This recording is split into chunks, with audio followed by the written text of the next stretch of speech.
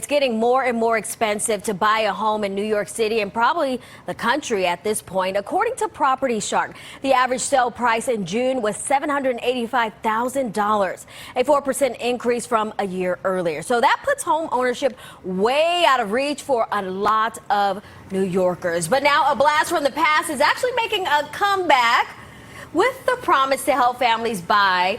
But buyer beware, because it's not all good news. So joining me now is Matthew Bizzarro, CEO of Bizzarro Agency, here to break this all down for us. Okay, making a comeback.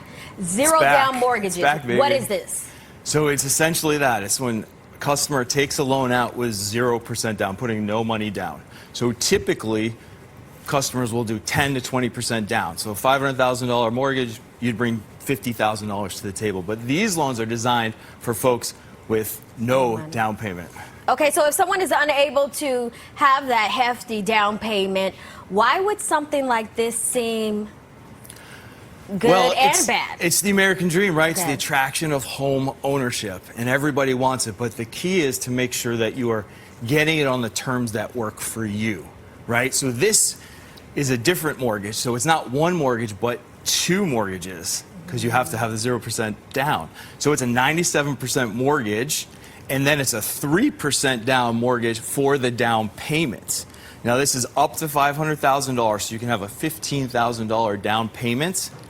But again, it's two mortgages. The down payment part is interest-free, which is nice, but interest-free does not mean free money. And that's very important, because when you sell or refinance down the line, you still have to pay it back. So either way, the down payment is getting paid, maybe not out of your direct pocket. Correct. It's coming to you. So what are some of the risks, and could this lead to a crisis that we've seen in the past? Right. So the largest risk that everyone has to understand is when you do 0% down, you have no equity in your home at all.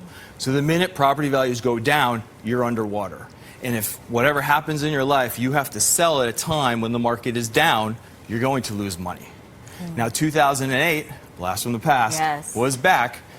The banks at the time were pretty much lending to anybody that wanted a mortgage on the idea and the assumption the housing market would continue to go up. And then when it crashed, it put a lot of people in bad situations. It caused the banks to have to get bailed out.